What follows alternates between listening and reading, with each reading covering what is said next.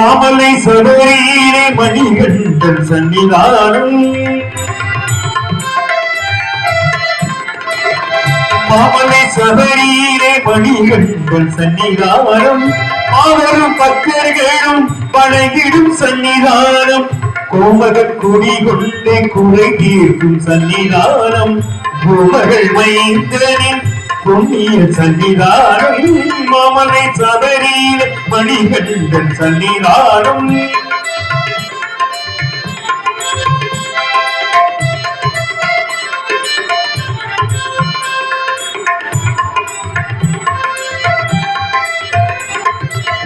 பதினெட்டு படி மீது கிணக்கிடும் சன்னிதானம்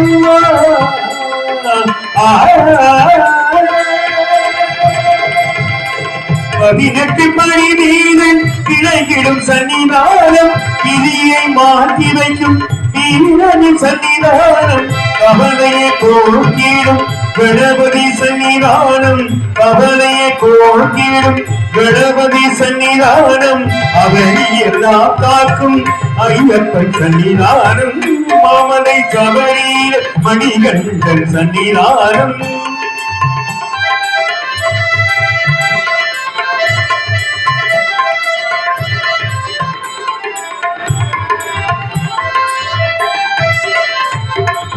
நாகரின் சன்னிதானம் பாவரின் சன்னிதானம் நாகரின் சன்னிதானம் பாவரின் சன்னிதானம் நாளல்ல நமை என்று கட்டி காட்டும் சன்னிதானம் மாளிகை குலத்தம்மனின் மணந்தவன் சன்னிதானம் மாளிகை குலத்தம்மனின் மணந்தவன் சன்னிதானம் நாளல்ல நம்பிக்கை ஒளி வீசும் சன்னிதானம் நாளல்ல நம்பிக்கை ஒளி வீசும் சன்னிதானம் மாமலை சபரியிலே மணிகண்டன் சன்னிதானம் மாபெரும் பக்தர்களும் வணங்கிடும் சன்னிதானம் கோமகன் குடி கொண்டு குறை தீர்க்கும் சன்னிதானம் கோமகள் மைந்தனின் புண்ணிய சன்னிதானம் மாமலை சபரியிலே மணிகண்டன் சன்னிதானம் ஐயப்பன் சன்னிதானம் சன்னிதானம் ஐயப்பன் சன்னிதானம்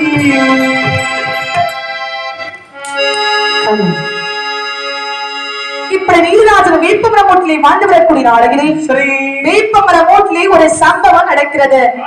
அதாவது இந்த நீலராஜன் வாழ்ந்து வரக்கூடிய வேப்பமோட அருகிலே ஒரு சாஸ்தா ஐயனார் ஆலயம் இருக்கிறதா. அங்கே ஒரு பிராமணர் பூஜித்து வரக்கூடிய நாளையிலே இந்த பிராமணர் பார்த்த உடனே இந்த நீலராஜனுக்கு முன் ஜென்மத்தில் நடந்தது ஞாபகம் வருகிறது. என்ன நினைக்கிறாள்? இதே போல ஒரு பூசாரி கழுத்து பறவையில் அண்ணன் தங்கனே இருக்கும்போது நம்முடைய தங்கச்சியை கல்ல தூக்கி போட்டு கொன்னது. அப்படி என்றால் இவளை நம்மள் கொல்ல வேண்டும் என்று சொல்லி ஒரு பூதமாகவே வேஷம் போட்டு அந்த பூதத்தா வேஷம் போட்டு அந்த பூசாரியை கொல்வதற்காகவே தொடங்கினார். பார்த்த பூசாரி அந்த சாஸ்தா ஐயன் பாதத்திலேயே விழுந்தார். சுவாமி, ஒரு பூதமான குலை செய்ய வருகிறது என்று பாதத்தை விழுத உன்னை சாஸ்தா ஐயனார் தூண்டுதல் என்று சொல்லக்கூடிய அரக்கனை உருவாக்கினார். தூண்டுவதனானவன் அந்த அண்ணன் நீலராஜனை கொன்று விட்டான். உயிரானது ஆமா அப்படியே இந்த வேப்ப மரத்தில் உழைத்தது. அந்த வேப்ப மரமோ நல்ல கொழுகொழுப்பாக வளர்ந்திருக்கிறது. பெரிய மரமாகவே வந்திருக்க.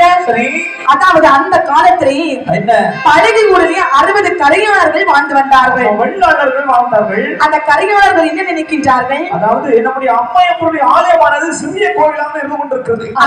நம்முடைய அம்மையப்பருடைய ஆலயத்தை கட்டி ஒரு கும்பாபிஷேகம் வைக்க வேண்டும். ஆமா, பக்கத்தில் ஒரு இலங்குப்புறம் வைக்க வேண்டும். ஏன்னா இதனுடைய பொருட்களை வைப்பதற்காக அப்படி சொல்லி இவர்களை பேசிக் கொண்டிருக்கிறார்கள். இலங்குபுரம் கட்ட வேண்டுமானாலும் மரத்தால் தான் கட்ட வேண்டும். மரம் தேவைப்படுகிறது. ஆமா, மரத்துக்கு இப்ப நம்ம காட்டுக்கு தான் போக வேண்டும். காட்டிலே சென்று மரமட்டி வந்தால் என்ன இந்த சிலை 60 வீட்டில இருந்து எல்லாருமே ஒன்று சேர்ந்து அதாவது காட்டிலே சென்று மரமட்டு வந்தார்கள். எல்லா மரமும் பார்த்தார்கள். இவர்களுக்கு ஒரு மரமும் பிடிக்கவில்லை. ஆனால் இந்த நீலராஜன் வாழ்ந்துவிட்டு இறந்தானே ஒரு வேப்ப மரம், அந்த வேப்ப மரமும் கொண்டு பொழுது பெரிய மரமாகவே திகழ்கிறது. தம்பி, என்ன அதோ பார் ஒரு வேப்ப மரம். இந்த வேப்ப மரத்தை நம்ம வெட்டணும். வேப்ப மரத்தை வெட்டினால் என்ன? வேப்ப மரத்தை வெட்டுவோம்னு சொன்ன உடனே கவலியா இருந்து சுத்தி சுத்தி அடித்து கொண்டே இருக்கிறது. எனக்கு ரொம்ப பயமாக இருக்கிறதுடா. இதுக்கு அந்த வேப்ப மரத்தை பார்க்கக்கூடிய நேரத்துல மஞ்சளையெல்லாம் பூசி இருக்கிறது, ஆமா பட்டுப்புடவையெல்லாம் கட்டி இருக்கிறது. வேண்டாம், இந்த மரத்தை வெட்டவே வேண்டாம். ஏண்டா ஒரு ஆள் வெட்டக்கூடாதுன்னு சொல்கிறான். சரி, கோயில் கட்டுவதற்கு வந்திருக்கோம். ஆமா, இந்த மரத்தை வெட்டிதான் ஆக வேண்டும். அப்படியா என்று சொன்ன உடனே சரி, மரத்தை வெட்டினார்கள். பலகை ஊரில் இலக்கப்புறம் கட்டி முடித்தார்கள். முடித்து விட்டார்கள். அப்படின்னா இந்த நீங்களுடைய அட்ரஸே கிடையாது. ஒரு நாள் தாயார் இசைக்கியமையானவள், அதாவது அண்ணனை பார்த்து ரொம்ப நாள் ஆகிவிட்டது. அண்ணனை பார்ப்பதற்காக சொல்ல வேண்டும். ஆமா, அண்ணனை பார்க்கும் போது நம்ம சும்மா போக கூடாது. உண்மைதான். கோயிலுக்கு வரக்கூடியவோ வந்து வீசுன கையும் வரக்கையுமா வரலாமா? வரக்கூடாது. ஏன்னா அம்மையை பார்ப்பதற்காக ஒரு மலர் மாலை இல்ல, ஆமா, ஒரு பாய்க்கு சூடமோ, ஆமா, இல்லன்னா ஒரு பாய்க்கு கற்பூரமோ, இல்லன்னா ஒரு 10 ரூபாயாவது காணிக்க வைக்க வேண்டும். காணிக்க வைக்க வேண்டும். ஆமா, வீசுன கையும் வரக்கையுமா வரக்கூடாது. உண்மைதான். அதனால அண்ணனை பார்க்க போகும்போது நம்ம சும்மா போக கூடாது. நம்ம தாயை பார்க்க போனாலும் சரி போக வேண்டும். அது உண்மைதானே. அண்ணனை பார்க்க போகணும்னா நம்ம சும்மா போக கூடாது. அது மட்டுமல்ல, அண்ணனுக்கு சாப்பிடுறதுக்கு ஏதாவது கொண்டு போனோம். உண்மைதான். நாம கொண்டு போனோம். தாயார் இசைக்கியமையானவள், அண்ணனை பார்த்து ரொம்ப நாள் ஆகிவிட்டதல்லவா என்று சொல்லி தாயார் இசைக்கியமை. ஏன்னா நீலராஜன் இரவு இந்த இசைக்கியமைக்கு தெரியாத பாருங்கள். நீலநகை இருந்த போது அமைகினி தாண்டிடி, நீலநகை இருந்த போது அமைகினி தாண்டிடி, அண்ணனுக்கு ஏற்றப்படும் அந்த இசைக்கியமை கொண்டு வராய். நீலநகை இருந்த போது ஆடாமையினை தாண்டிடி, அண்ணனுக்கு ஏற்றப்பட்டோம் ஆயிழையாய் கொண்டு வராய்.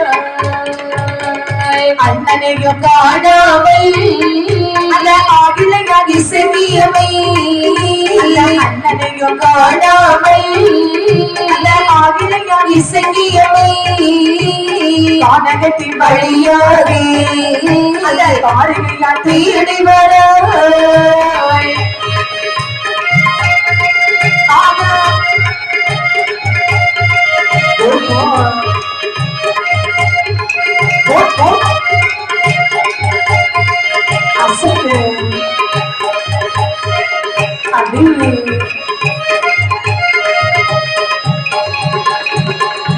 அண்ணனை பார்த்து ரொம்ப நாள் ஆகிவிட்டு என்று தாயார் இசைக்கியமையானவள் அண்ணனை பார்ப்பதற்காகவே அதாவது பலகாரம் சேகரித்தாளா.